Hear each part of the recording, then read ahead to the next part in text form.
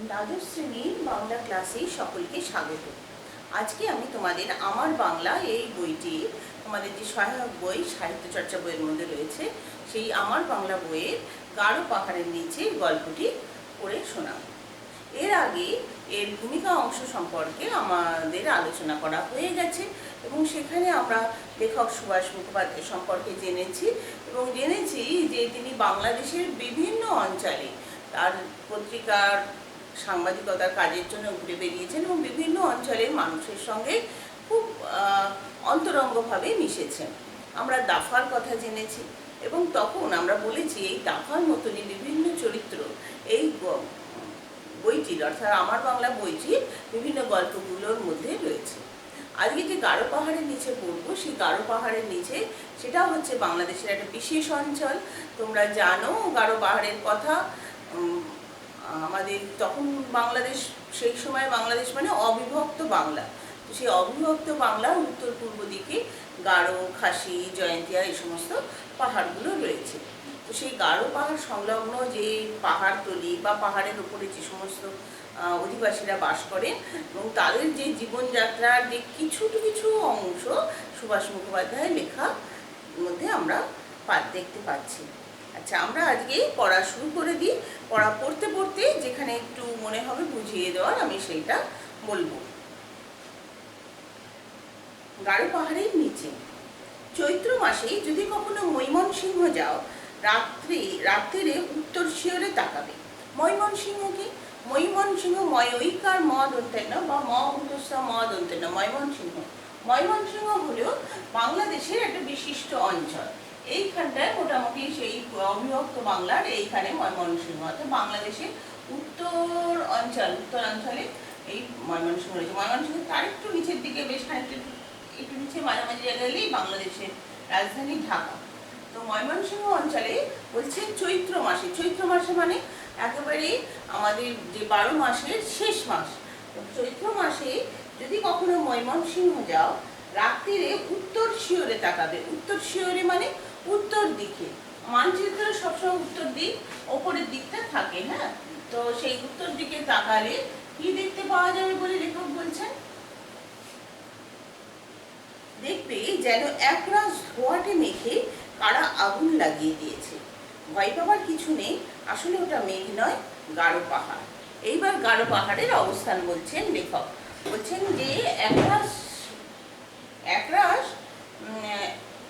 ধোঁয়াটে মেঘে কারা যেন আগুন লাগিয়ে দিয়েছে। ময়মনসিংহ থেকে উত্তর দিকে যেতে গেলে এই যে পাহাড় অঞ্চল, এটা হচ্ছে গাঢ় পাহাড়। দেখা যাবে এখানে আগুন জ্বলছে। দূরে তো পাহাড়টাকে মেঘের সঙ্গে তুলনা করা হয়েছে।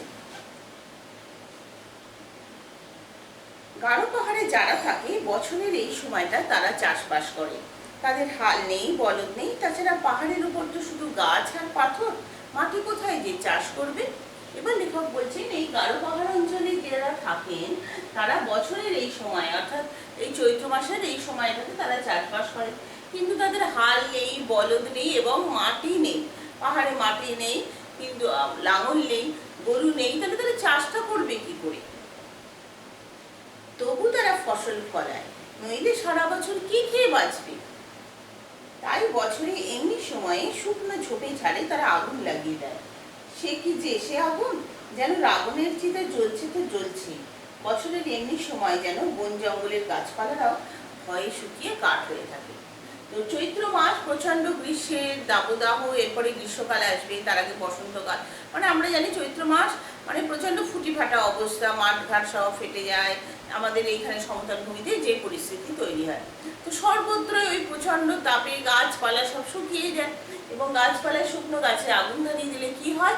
দাবানলের মতন আগুন জ্বলতে থাকে। তাই রাবণের চিতা জ্বলছে তো জ্বলছে, অর্থাৎ দাও দাও করে জ্বলতে থাকে কয়েকদিন ধরে। তো দাবানল কি? দাব মানে হচ্ছে গাছ, আর অনল মানে কি? আগুন। তো দাবানলের মতন এই পাহাড়ে, এই অঞ্চলে যে সমস্ত গাছপালাগুলি রয়েছে, সেই গাছপালাগুলোতে আগুন জ্বলতে থাকে। সেই ঝোপ ঝাড় সবকিছু আগুনে পুড়িয়ে দিতে চায় যেন এই অঞ্চলে গাঢ় পাহাড়ের অধিবাসীরা। জঙ্গলে যখন আগুন লাগে তখন হয় মজা। বনের যত দুর্ধর্ষ জানোয়ার প্রাণ নিয়ে পালায় পালায় পড়ে। বাঘ, অজগর, হরিণ, শুয়োর যে যেদিকে পারে ছোটে। আর পাহাড়ি মেয়ে পুরুষরা সেই সুযোগে মনের সুখে হরিণ আর শুয়োর মারে। তারপর সন্ধেবেলা শিকার সেরে গোল হয়ে ঘিরে নাচ আর গান। তাহলে কি, বনে জঙ্গলে আগুন লাগলে বনের যে সকল বন্য প্রাণীরা রয়েছে, বাঘ, অজগর, হরিণ, শুয়োর, তারা তখন প্রাণ ভয়ে দৌড়াতে থাকে, পালাতে থাকে। সেই সময় এই পাহাড়ের অধিবাসীরা তারা শিকার করে। তারা কি শিকার করে, কি মানে হরিণ এবং শুয়োর মারে। এবং রাত্রিবেলায় সেই সেই আগুন জেলে তাদের নাচ আর গান, তাদের তখন খাওয়া উৎসব শুরু হয়ে যায় রাত্রিবেলায়। এদিকে আস্তে আস্তে গোটা বন পুড়ে ছাই হয়ে যায়। পাথরের উপর পুরো হয়ে পড়ে কালো ছাইয়ের পলেস্তারা। তার উপর বীজ ছড়াতে যাওয়ার সময় দেখতে দেখতে সেই পোড়া জমির ওপর সবুজ রং ধরে, মাথা চারা দেয় ধান, তামাক, আরো কত ফসল। কি বলা হচ্ছে, এদিকে আস্তে আস্তে সেই যে আগুন জ্বলছে দাবানল বনাঞ্চলে, সেগুলো আস্তে আস্তে সব গাছপালা সব পুড়ে ছাই হয়ে যায়। তো সেই ছাইগুলো কি হয়, পাথরের উপরে পড়ে থাকে। এবং তার উপরে আমরা তো জানি বর্ষারও একটা প্রভাব নিশ্চয়ই রয়েছে। এইখানে আসামে মৌসুমরাম মেঘালয়, সেখানে তো প্রায় সারা বছরই প্রচুর বৃষ্টিপাত হয়। তাহলে এই অঞ্চলেও নিশ্চয়ই বৃষ্টিপাত হয়। এবং এই যে কালো ছায়ের উপরে কি ছড়ানো হয়, বীজ ছড়ানো হয়।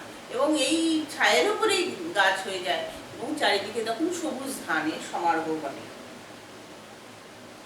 আর কি হয়, তামাক আর অন্যান্য ফসলও হয়। আমরা এই লোকগুলোর এত কাছে থেকেও পর শুধু জানি উত্তর দিকের আকাশটা বছরের শেষে একবার দপ করে জ্বলে ওঠে। দূরের আশ্চর্য মানুষগুলো তারপর কখন যে মেঘের রঙে মিলিয়ে যায় তার খবরও রাখে না। অর্থাৎ এই অঞ্চলের যে মানুষগুলো, সেই মানুষগুলো সম্পর্কে বাকি বাংলাদেশের লোকজন অত বেশি জানেন না। এবং তারা শুধু এইটুকুই জানে, এই ময়মনসিংহ অঞ্চলের এদিককার লোকেরা এইটুকুনি জানে যে উত্তর দিকের অঞ্চলে বছরের শেষে একবার আগুন জ্বলে। অর্থাৎ আগুন তো দূর থেকে দেখা যায় না, আলোকে দূর থেকে দেখা যায়। তো সেটাই শুধু জানে, আর বাকি সারা বছর তাদের আর খবরই রাখি না। কাছাকাছি গিয়েছিলাম একবার, গারো পাহাড়ের ঠিক নিচেই সুষম পরগনা। গারো পাহাড়ের ঠিক নিচে ধরা যাক এই অঞ্চলটাতে হচ্ছে সুষম পরগনা। গারো পাহাড়ের ঠিক নিচে সুষম পরগনা, সেইখানে লেখক গিয়েছিলেন।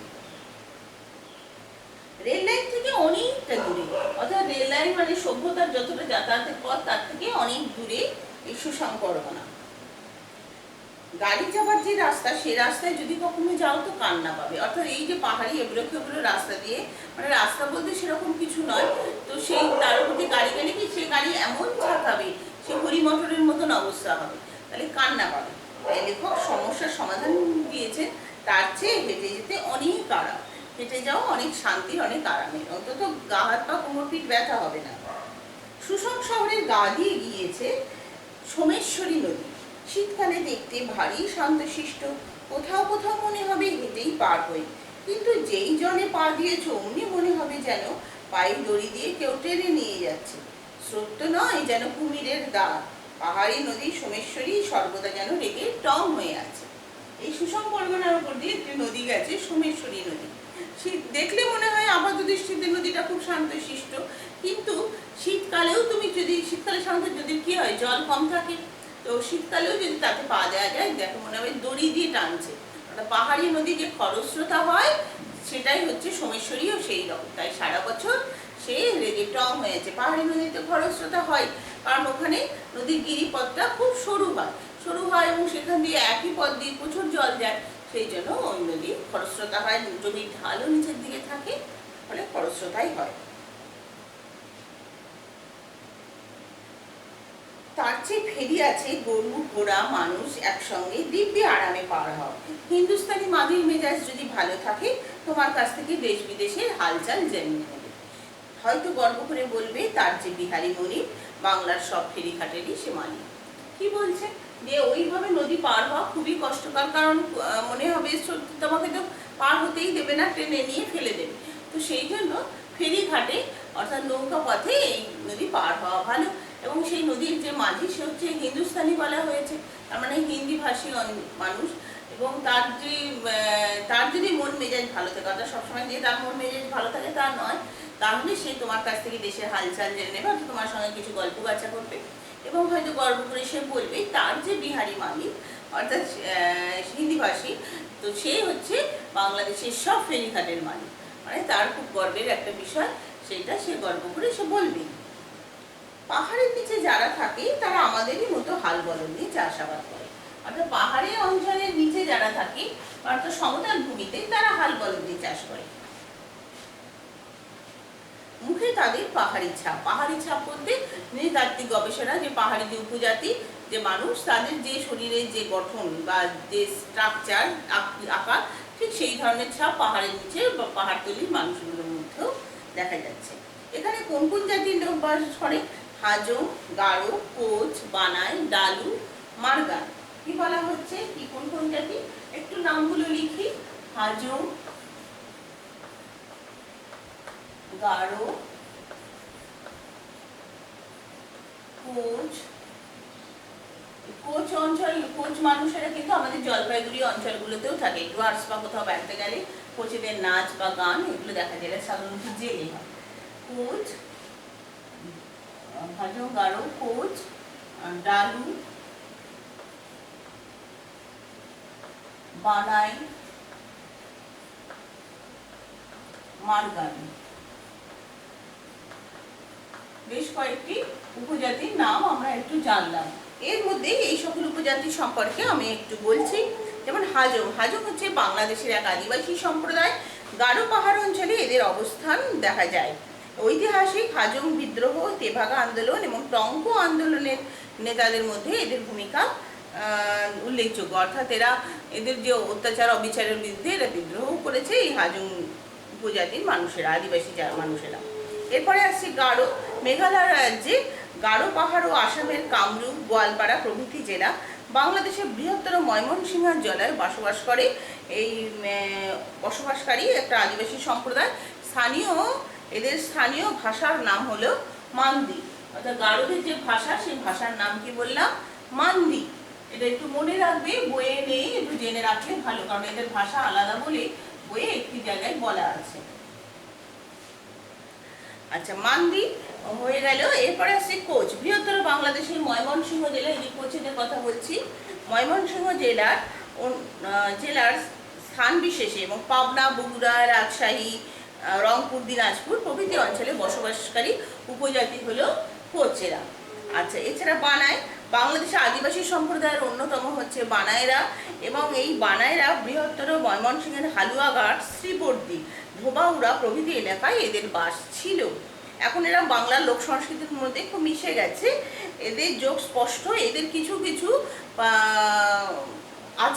আচরণ যা এরা নিজেরা পালন করতো তা আমাদের বাঙালি সংস্কৃতির সঙ্গে জড়িয়ে গেছে, যেমন অম্বুবাচী বা হংরানি বা পৌষ পার্বণ, হ্যাঁ, চৈত্র সংক্রান্তি, এগুলো হচ্ছে বানাইদেরই উপজাতির নিজস্ব অনুষ্ঠান, যা এখন বাঙালি সংস্কৃতির অঙ্গ হয়ে গেছে। তো বানাইরা এমনি এরাও বাঙালি, কিন্তু আমাদের সঙ্গে সংস্কৃতির মধ্যে খুব মিল এসে গেছে।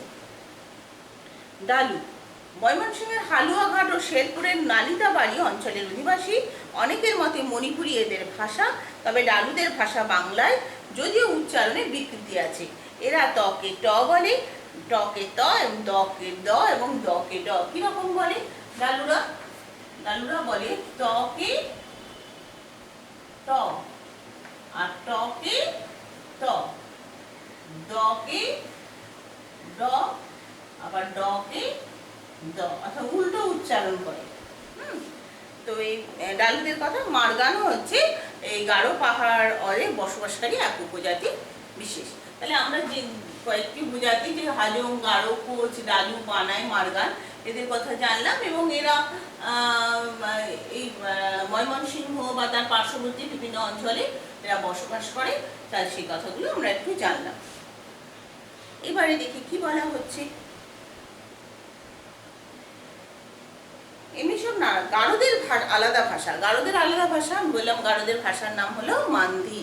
হ্যাঁ, গারোদের আলাদা ভাষা। হাজং ডালুদের ভাষা যদিও বাংলা, কিন্তু তাদের উচ্চারণ আমাদের কানে একটু অদ্ভুত থাকে। টকে তারা ট বলে, টকে ত, আবার ডকে তারা দ বলে, দকে ড। তো প্রথমে শুনলে ভারী হাসি পাবে। ভাবো তো, তোমার কাকার বয়সের একজন হৃষ্টপুষ্ট লোক দুধকে দুধ বলছে, তামাককে তামাক, তাহলে আমাদের একটু হাসিই পাবে, বাচ্চাদের মতন কথা বলে মনে হবে। আসলে এটাই এদের উচ্চারণ বৈশিষ্ট্য। আমাদের বাংলা ভাষার মধ্যে বিভিন্ন উপভাষা রয়েছে, সেই উপভাষাকে মোটামুটি 5টা ভাগে ভাগ করা হয়, কিন্তু এই 5টা ভাগই যথেষ্ট নয়।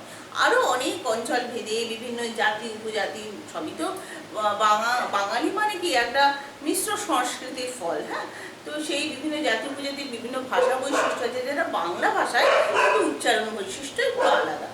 মান্য করা হয়েছে রাঢ়ী ভাষাকে, কিন্তু রাঢ়ী ভাষাকে মান্য করা হয়েছে মানে অন্য ভাষাগুলো, উপভাষাগুলো উপেক্ষণীয় নয়, সেগুলোরও যথেষ্ট গুরুত্ব রয়েছে। এই অঞ্চলের গারোদের ঘর দূর থেকে দেখলেই চেনা যায়। মাচা করে ঘর বাঁধা, মাচার উপরে যেখানেই শোয়া সেখানেই রান্না বান্না, সব কিছু। হাঁস মুরগিও এই উচ্চাসনেই থাকে। এটা হচ্ছে পাহাড়ি স্বভাব। বুনো জন্তু জানোয়ারের ভয়েই এই ব্যবস্থা। কি বলা হচ্ছে, এই গারো পাহাড়ি অঞ্চল, তোমরা শুধু গারো পাহাড় অঞ্চল, তোমরা আসামে, মেঘালয়ে, শিলং, এই ভেতরের দিকে গ্রামাঞ্চলগুলোতে যদি কখনো যাওয়ার সুযোগ ঘটে, দেখবে সেখানকার মানুষেরাও গাছের উপরে মাচা বেঁধে ঘর বানায়। কারণ আমরা এর আগেই দেখেছি দাবানলের সময় যে সমস্ত বন্য পশুরা দৌড়ে পালায়, তাদের মধ্যে বাঘও আছে, অজগরও আছে। এছাড়া এই সমস্ত অঞ্চলে এই সমস্ত অঞ্চলে গন্ডার আছে, চিতা আছে। হ্যাঁ, তো এই ধরনের প্রাণীরা রয়েছে, হিংস্র প্রাণীরা রয়েছে। তো এর থেকে বাঁচার জন্য গাছের উপরে গাছ বাড়ি বানায় আর কি, গাছের উপরে তারা বাড়ি বানিয়ে থাকে, এবং সেখানে দড়ি দিয়ে, বাঁশ দিয়ে মই বাঁধা থাকে, মই বেঁধে ওঠে। বিকেল বা সন্ধে হলে বা অপ্রয়োজনের সময় সেই মই টেনে তুলে নেওয়া হয়, আবার প্রয়োজনের সময় নামিয়ে লোকে যাতায়াত করে। অর্থাৎ নিরাপত্তার জন্যই এইভাবে গাছ বাড়ি বন জঙ্গলে বানানো হয়। হাঁস মুরগিও এই উচ্চাসনেই থাকে। এটা হচ্ছে পাহাড়ি স্বভাব। বুনো জন্তু জানোয়ারের ভয়েই এই অবস্থা। এই অঞ্চলে হাজংরাই সংখ্যায় সবচেয়ে বেশি। হাজং কথার মানে হলো নাকি পোকা। আমরা এবার হাজংদের সম্পর্কে বিশেষ কথা শুনছি। মানে হলে পোকা।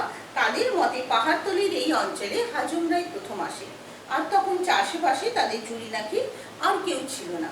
পাহাড়ি গারোরা তাই তারিফ করে তাদের নাম দিয়েছে হাজং, অর্থাৎ চাষের পোকা। হাজংরা এখানে প্রথম এসেছে তাদের মতে, এবং এরা ছেলেদের চাষবাসে জুড়িয়ে নেই, অর্থাৎ তারা ভালোই চাষবাস করতে পারে। ধানের ক্ষেত দেখলে কথাটা বিশ্বাস না করে উপায় নেই। একটু কষ্ট করে যদি পাহাড়ে না হোক একটা টিলার উপরে ওঠো, নিচের দিকে তাকালে দেখবে পৃথিবীটা সবুজ। যতদূর দেখা যায় শুধু ধান আর ধান। একটা সীমাহীন নীল সমুদ্র যেন আহ্লাদে হঠাৎ সবুজ হয়ে গেছে।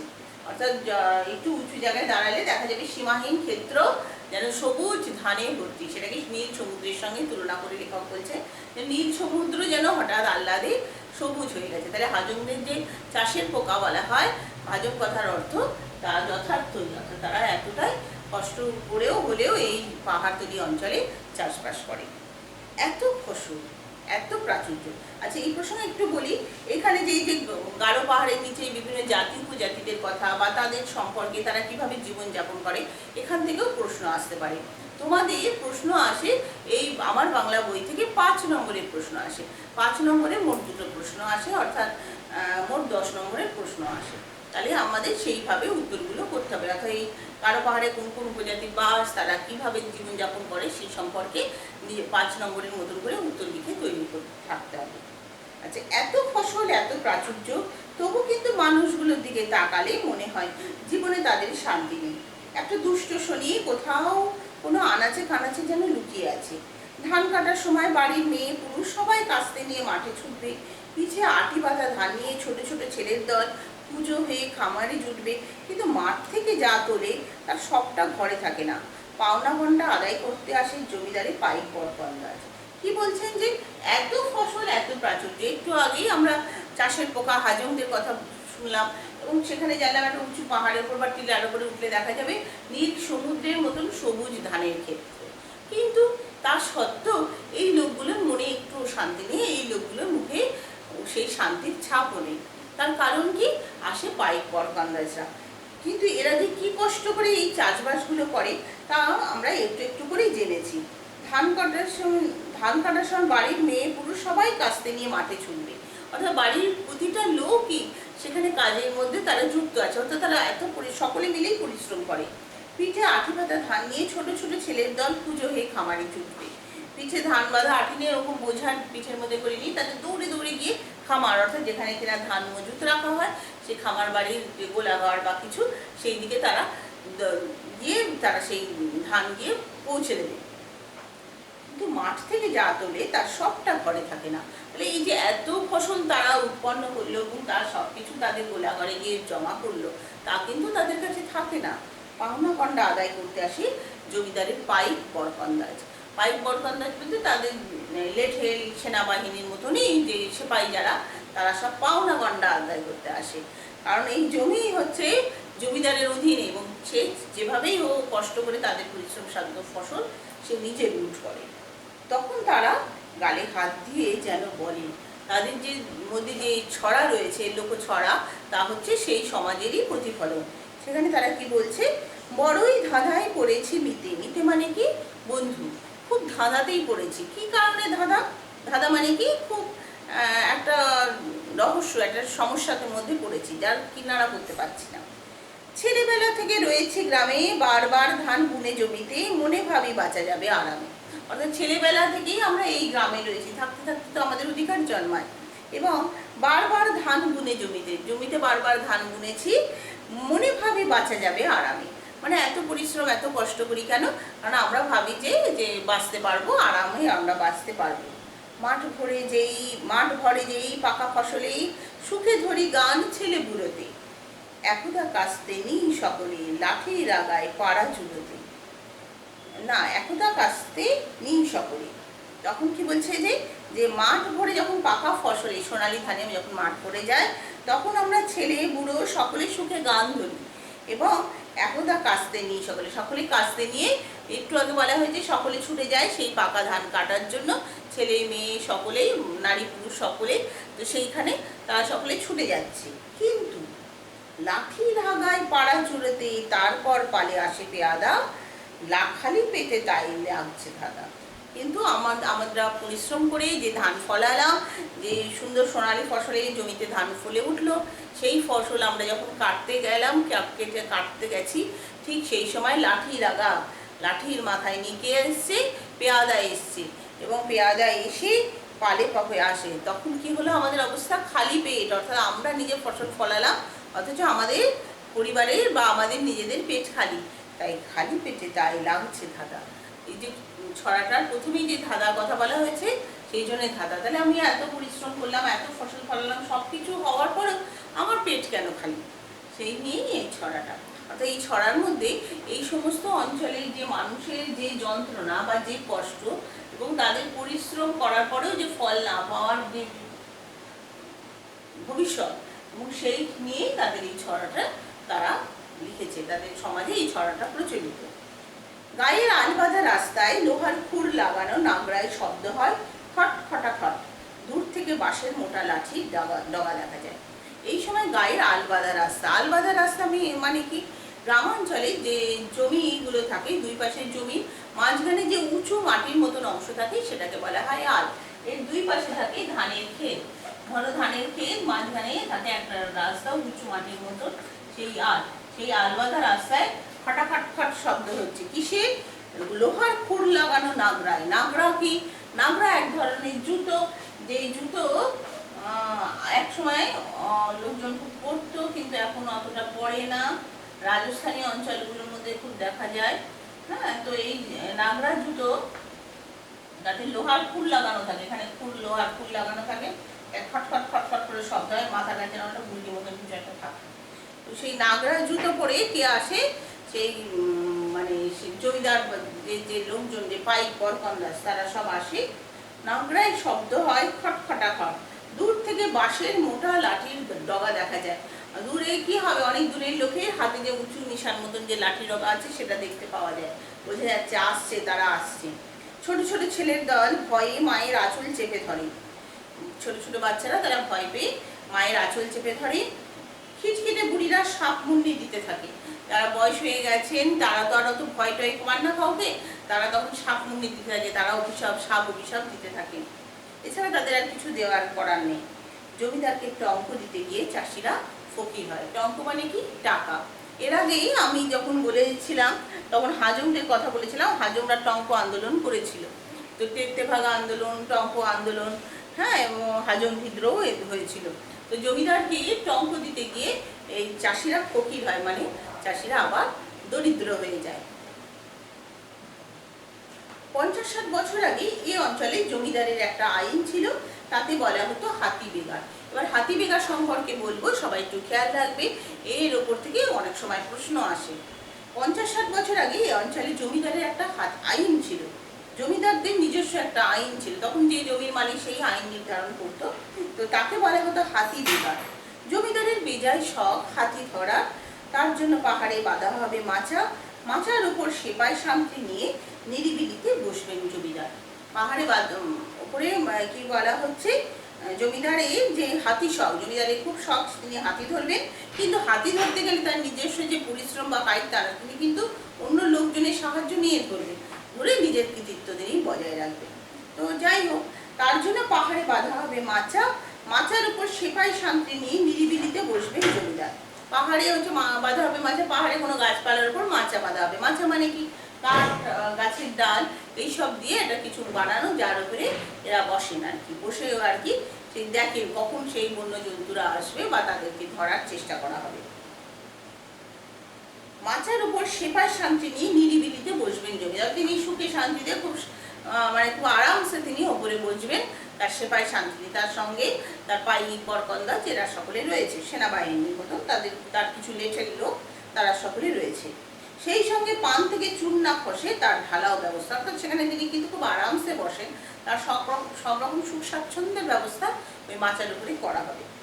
আর প্রত্যেক গা থেকে প্রজাদের আসতে হবে নিজের নিজের চাল চিরে বেঁধে, আর প্রত্যেক গ্রাম থেকে প্রজাদের আসতে হবে, তাদের পুটলিতে কি থাকবে? নিজের নিজের চাল চিরে তারা বেঁধে নিয়ে আসবে।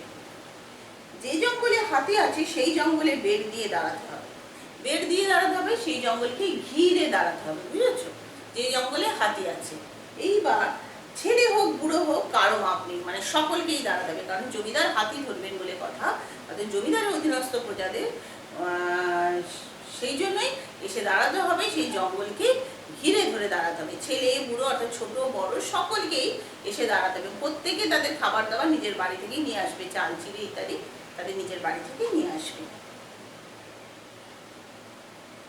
যারা হাতি বের দিতে যেত তাদের কাউকে সাপের মুখে, কাউকে বাঘের মুখে প্রাণ দিতে হতো।